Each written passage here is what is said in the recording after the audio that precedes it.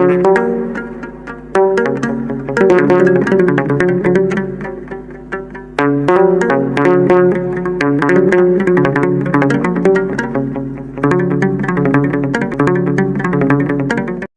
አብ ወወልድ ወመንፈስ ቅዱስ አህዱ አምላክ አሜን።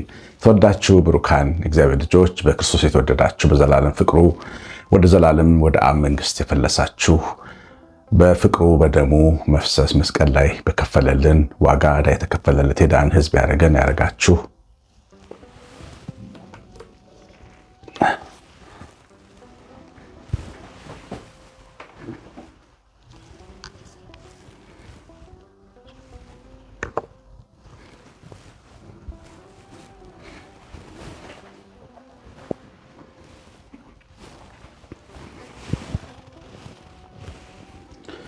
መንፈስ ቅዱስ ሀብተ ወልድ ስመ ክርስትናን የሰጣችሁ ሁላችሁ እንደምን ቆያችሁ? ሁሉን የሚችል አምላክ ጌታ ስሙ የተወደደ የተመሰገነ ይሁን። ሉቃስ ወንጌል ምዕራፍ 2 ላይ በጣም አስገራሚ የሆነ አንድ የተጻፈ ታሪክ አለ። እንዲህ ይላል ሉቃስ ወንጌል ምዕራፍ 2 ቁጥር 27 እነሆም በኢየሩሳሌም ስምዖን የሚባል ሰው ነበር። ይህም ሰው የእስራኤልን መጽናናት ይጠባበቅ ነበር፣ ጻድቅና ትጉህ ነበር። መንፈስ ቅዱስም በእርሱ ላይ ነበረ። በጌታም የተቀባውን ሳያይ ሞትን እንዳያይ በመንፈስ ቅዱስ ተረድቶ ነበር። በመንፈስም ወደ መቅደስ ወጣ። ወላጆቹም እንደ ሕጉ ልማድ ያደርጉለት ዘንድ ሕፃኑን ኢየሱስን ባስገቡት ጊዜ እርሱ ደግሞ ተቀብሎ አቀፈው፣ እግዚአብሔርንም እየባረከ እንዲህ አለ። በዚህ ነገር ውስጥ በጣም የሚገርማችሁ ይሄ ሰው ስምዖን ይባላል። 500 በላይ ዕድሜ የነበረው ተብሎ በመጽሐፍ ቅዱስ ሊቃውንት ይተረጉማል።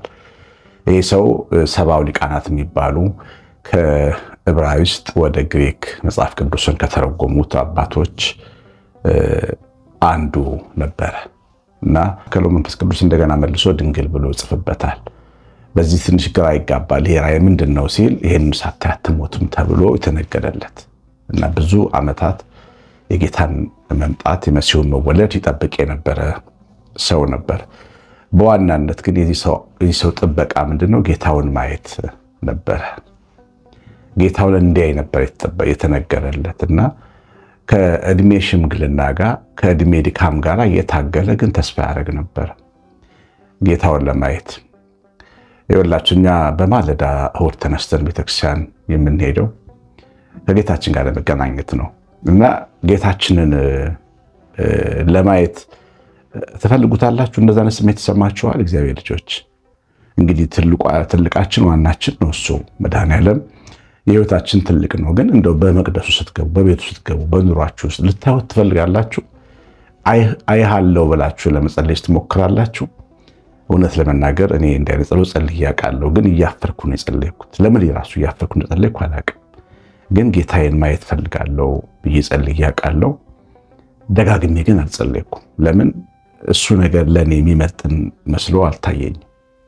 መጽሐፍ ቅዱስ ግን አስገራሚ የሆነው ማንነታችንን ሲነግረን የእግዚአብሔር ልጆች እንድንባል አብ እንዲህ ያለው ፍቅር እንደሰጠን ይሁ ነው። ስለዚህ ልጆች መባል እሱን ከማየት የበለጠ እና ማንነታችንን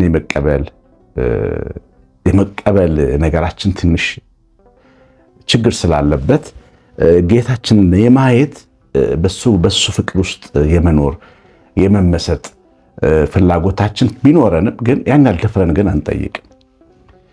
ግን እንኳን በአዲስ ኪዳን በምሕረቱ ዘመን ያለን ክርስቲያኖች በብሉይ ኪዳን ለነበሩት ለነዚህ አበው ሳይቀር ራሱን ሊያሳያቸው ቀጥሮላቸው ነበር እና እነሱ እሱን ለማየት ይህን ያህል ዓመታት ከእርጅና ጋር ታግለዋል። አሁን እንግዲህ ሰው በሽምግልናው ወራት ነው ጌታን ይጠብቅ የነበረውና ይተጋ ነበረ። ደከመኝ ሸመገልኩም አይልም። በጣም የሚገርማችሁ በጣም ሽማግሌ ሰው ነው፣ ግን ወደ መቅደስ ይመጣ ነበር ይላል እየተጎተተ በዚህ ዕድሜው እና በጣም ለዚህ ዘመን ወጣቶች፣ ለዚህ ዘመን ጎልማሶች በጣም ትልቅ ትምህርት ነው። ትልቅ ደወል ነው። እግዚአብሔር ልጆች በጣም ትልቅ ትምህርት ነው። በዚህ ዘመን ላለን ሰዎች ይሄ ትልቅ ትምህርት ነው። ብሩካን እግዚአብሔር ልጆች ጌታችንን የማየት የማዳኑን ስራ የማየት ፊቱን የማየት ትጋታችን በጣም ሲለያይ ሲነጻጸር በጣም የተለየ ነው። ብዙዎቻችን ቤተክርስቲያን ሄደን ካስቀደስን እኮ ሳምንታት ያስቆጠረናለን እና ይህ ሰው ትጋቱ ሽማግሌ ሆኖ ጌታውን ለማየት የተጋ ነበር።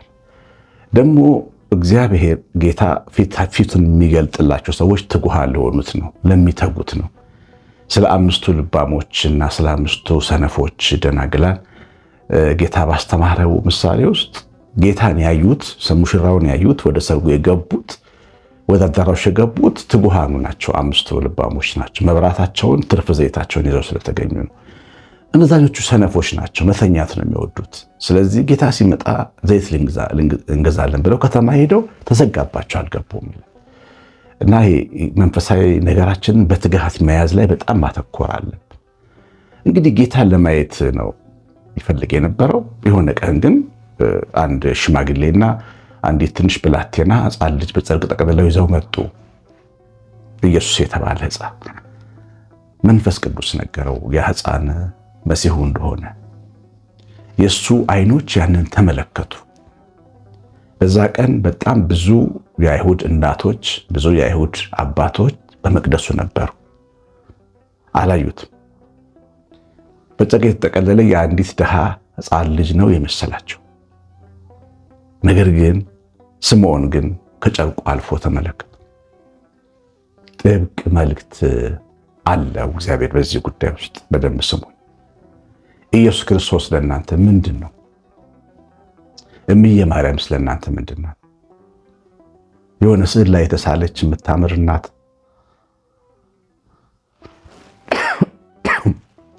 ኢየሱስ ክርስቶስ የሆነ ሕፃን ልጅ በእናቱ እቅፍ ላይ ያለ ሕፃን ልጅ፣ ፀጉሩ የሚያምር አይኑ የሚያምር ሕፃን ልጅ ብቻ ነው? ለአይሁድ እናቶች እንደዛ ነበር። ለአይሁድ አባቶች በጊዜው ለነበሩት እንደዛ ነበር። ያው ስዕሉን እንደማየት ነበር። ግን ኢየሱስ ክርስቶስ ከስዕሉ ጀርባ ያለ ሕይወት ነው። እመቤታችን ከስዕሉ ጀርባ ያለች ትልቅ መዝገብ ነው። እናንተ ሆይ አንዳንድ ጊዜ ቀላል የሚመስሉ ግን ደግሞ ልናስተውላቸው የሚጋቡ ጉዳዮች አሉ። ጌታችን ስዕል ላይ ያለው ብቻ ነው ወይ? ስዕል ላይ ስታዩ ሰዎችን ሲያግዝ፣ ሽባውን ሲተረትር፣ ሳምራዊቷን ሲያናግር፣ ዘኪዎስ ቤት ሲገባ፣ በግ ተሸክሞ በር ሲያንኳኳ ታዩታላችሁ አይደል? በቃ እሱ ብቻ ነው? ደጃችሁ ላይ ቆሞ ሊታየን ይገባል። ተሸክሞን ሊታየን ይገባል። ውሃው ዳር ተቀምጦ ሲያናግረን ሊታየን ይገባል። ኃጢአተኞቹ ቤት ገብቶ ሲያስተምረን ሊታየን ይገባል። ለእኛ ሲል ራቁቱን ተሰቅሎልን ልጄ ሞቼልሃለሁ ሲል ሊሰማን ይገባል። ሕያውነቱ ሊታየን ይገባል። ከጨርቁ ከስዕሉ አልፎ ሊታየን ይገባል። ሴት ሳምራዊቷ ሴት ጌታን ስታየው የአይሁድ ጎልማሳ ነው ይመስላል። ከዛ አልፎ ማየት ይገባል። እግዚአብሔር ልጅ ስምዖን የተመለከተው ይሄ ነው። አይኖቹ እንደዚህ ነው ያዩት። በሰው ሁሉ ፊት ያዘጋጀውን ማዳንህን አይቻለሁ፣ ከዚህ በኋላ በሞት የማይቆጨኝ ብሎ ጸለየ ይላል። ይህንን ትልቅ ነገር የማየት ልምምድ ይኑረን እግዚአብሔር ልጆች። ሁልጊዜ አሁን ሰሞኑን የቅዱስ ገብርኤል በዓል ሲከበር ነበር። መታሰቢያውን ስናከብር ሁለቱን እናትና ልጅ ከእሳት ያወጣበትን ቂርቆስና ኢየሉጣ የዛን ቀን ስታዩ የዋላኩት ምንድን ነው ቤተሰቦች? በጣም ብዙ ሕዝብ በነቂስ ነው የወጣው። እኔ መቼም አዲስ አበባ ዋሻ ገብርኤል የሚባል ቤተክርስቲያን ገዳም አለ። እዛ ነበርኩኝ ያከበርኩት። ቁልቢ ገብርኤልን ይመስላል የሰው ብዛት። ግጥምና ብዙ ከቁጥር ያለፈ ሕዝብ ነበረ። ሸንኮራ ነጋዴ ነበር። ፌስታል የሚሸጥ ነበር። ነጠላ የሚሸጥ ነበር። ዳቦ የሚሸጥ አለ። ግርግር ገበያም አለ። ሰው ውስጥ ተሳልሞ በቃ ምን ይባል ሳይሰማ የሚመለስ ብዙ ነው። ምንድን ነው የሚታየን እኛ እንዲህ አይነት በዓላት ላይ? እግዚአብሔር መልአኩን ሲልክ መድኃኔዓለም ገብርኤል የተባለ ኃያል ቅዱስ መልአኩን ሲልከው እሳት ውስጥ የገቡ ሕፃናት ሁለት ሰዎች ሲወጡ እሳት ውስጥ የገባን እኛን ስንወጣ ካላየን ቅዱስ ገብርኤልን አላከበርም። በዕለቱ የእግዚአብሔርን ስራ በመላእክት በኩል የሰራውን ስራ ካላደነቅን፣ ካልነካ ነው አይነ ልቦናችን ካላየው፣ ካልተገረምንበት፣ ካልተመሰጥንበት በፍጹም አላከበርም። ሁልጊዜ የራሳችን ጉዳይ ብቻ የሚታየን ገብርኤል አደራ ልጅ ስጠኝ፣ ልጅ አሰጠኝ፣ እንደዚህ አድርግልኝ ብቻ ሆኖ መመለስ እውነቴን ነው የምላችሁ የሆነ ቀን ሲመጣ ልንጠፋ እንችላለን። ሰው ካልተማረ፣ ሰው ካላስተዋለ፣ ሰው ከልቡ ካልሆነ፣ ሰው አይኑ ካልበራለት ይጠፋል። አይሁድ እኮ ጠፉ እኮ አይሁድ በዛ ዘመን ታውቃላችሁ። ሕፃኑ ወደ መቅደስ ሲገባ አላዩት። ቤተልሔም ሲወለድ የሩቅ ምስራቅ ሰዎች ሲሰሙ እነሱ አልሰሙ። የሩቅ ምስራቅ ሰዎች ነገስታት መጥተው ሲሰግዱ እነሱ ፈጽሞ አልመጡም፣ አልሰገዱም። ኢየሱስ ሲያስተምር እነሱ ሐሰተኛ ነው እያሉ ይቀልዱበት ነበር፣ ይሰድቡት ነበር። በኤልዜቡል ያጋንንት አለቃ ብለው ይነቅፉት ነበር። መቅደሳቸው ሲፈውስ አቃቄር ያወጡለት ነበር፣ አላዩትም። ሲሰቀል ከወንበዴ ጋር ሰቅለው ወንበዴ አድርገውት ነበር፣ አልበጃቸውም። ግን እሱን አለማየታቸው ለ1000 ዓመታት ፈርሰው እንዲቀሩ አደረጋቸው። ከተማቸው በባቢሎናውያን በሮማውያን እንድትቃጠል፣ መቅደሳቸው እንዲወድም፣ ብዙ ነገራቸው እንዲበላሽ ምክንያት ሆነ። ያ አለማየት፣ እንደው ዝም ብሎ ሳያዩት መኖር ልክ አይደለም። ከጨርቁ አልፎ ማየት ያስፈልጋል። እናቱ ያቀፈችው ሕፃን ልጅ ብቻ አይደለም ኢየሱስ ክርስቶስ። መስቀል የተሰቀለ ራቁቶ የተሰቀለ የሕማም ሰው ነው። እሱን ማየት ያስፈልጋል። መስቀል የተሰቀለ ብቻ አይደለም፣ ሞትን አሸንፎ የተነሳ እሱን ማየት ያስፈልጋል። የሕይወትሽን ሞት፣ የሕይወቴን ሞት ለመስበር አጠገቤ የቆመ መድኃኒት ታዳጊ እንደሆነ አቅርቦ ማየት ያስፈልጋል። እግዚአብሔር ልጆች የምናይበት እይታ በጣም መስተካከል አለበት። ስምዖን በጸጋ የተጠቀለለ ሕፃን ልጅ ሲመለከት ያየውን ትልቅ ነገር ማየት መልመድ ያስፈልጋል። እውነቴን ነው የምነግራችሁ፣ በቤታችን የሚሰቀሉ ቅዱሳን ስዕላት እንደዛ ማየት እንድንችል የሚያለማምዱ ናቸው። ያው አይናችን የሚታይ ነገር ስለሚወድ ነው። የኛ አባቶች የኛ እናቶች አይምሯቸው ውስጥ በእምነት የተሳለውን ያንን ስዕል በጨርቅ በወረቀት ጽፈው አስቀምጠውልናል። እምነት ስዕል አለው።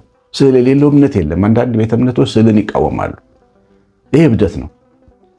እምነት ስዕል አለው። ቅዱስ ጳውሎስ ለገላትያ ሰዎች ሲናገር ያላቸው ምንድን ነው? እናንተ የማታስተውሉ የገላትያ ሰዎች የተሰቀለው ኢየሱስን በፊት ለፊታችሁ እንደተሳለ ነበረ። ፊት ለፊታችሁ እንዳታስተውሉ ማን አዚም እንዳረገባችሁ የሚጠይቃቸው ኢየሱስ ተሰቅሎ ተስሎ ነበር በስብከቱ በጳውሎስ ስብከት። እነሱም ያንን ተመልክተው ነበር። ያ ስዕል ከሌለው እምነት ዜሮ ነው፣ አይሰራም ማለት። ስዕል የሌለው እምነት ስዕሉ በአይምሮም ውስጥ ይሁን በውጭም ይውጣ፣ ግን ስዕል ከሌለው እምነት ባዶ ነው። ግን ያ የተሳለው ስዕል አሁን እኛ ኦርቶዶክሳውያን በቅዱሳን ስዕላት ስለምንገለገል ከዛ ጀርባ ያለውን ሐሳብ በደንብ በጥልቀት ማየት ያስፈልጋል። ድንግል ማርያም ካቀፈችው ትንሽ ሕፃን ልጅ ጀርባ ትልቅ ነገር እንዳየው እንደ ስምዖን ማየት ያስፈልጋል። እግዚአብሔር ልጅ ማየት ያስፈልጋል። ነገረ ኢየሱስን ነገረ ክርስቶስን እንደ ቀላል ነገር አትዩት። ትልቅ ነገር ነው። የህይወታችን ዋና ነገር ነው። ዋና የሰማይና የምድር ዋና ነገር፣ የብሉይ ኪዳን እምነት ዋና ሐሳብ፣ የአዲስ ኪዳን ስብከት ዋና ሐሳብ፣ የነቢያት ትንቢት ዋና ሐሳብ፣ የሐዋርያት ስብከት አገልግሎት፣ የአበው የሊቃውንት ትርጉም ዋና ሐሳብ ይሄ። ያንን አሻግሮ ማየት ያስፈልጋል። ነገርን ትንሽ አድርጎ ማየት አይገባም። እንደ እውነት ለመናገር አሁን በሰማነው ታሪክ ይሄ አረጋዊው ሰው ነገርን ትንሽ አድርጎ የሚያደርግ ብዙ ምክንያቶች ነበሩት። አንደኛ ዮሴፍና እመቤታችን ሲመጡ ይዘው የመጡት ዋኖስ ነው። ዋኖስ የድሆች መስዋዕት ነው። ሕፃን ልጅ ሲወለድ በኩር የሆነው የመጀመሪያው ለእግዚአብሔር ይሰጣል። በሕጉ መሰረት ለእግዚአብሔር ያን ሕፃን ከመስጠት ይልቅ በሱ ተለዋጭ መስዋዕት ማቅረብ ይቻላል። ሕፃኑ መውሰድ ይቻላል። አሁን ዮሴፍና እመቤታችን እዛ የመጡት ሕፃኑን ይዘው ነው። ግን ሕፃኑ መቅደስ ስለማይቀር በሕፃኑ ፈንታ የሚለወጠው መስዋዕት ግልገሎች፣ ፍየሎች፣ በጎች መቅረብ ነበረባቸው። ግን ገንዘብ ስለሌላቸው ዋኖስ ነው የቀረበው። ትንሽ ወፎች ማለት ዋኖስ የሚያቀርቡ በጣም ድሆች ናቸው። እመቤታችን እጅግ ድሃ ነበረች። ከድሃ ቤት ነው ጌታ የተወለደው። ቅዱስ ያሬድ ያደንቃል።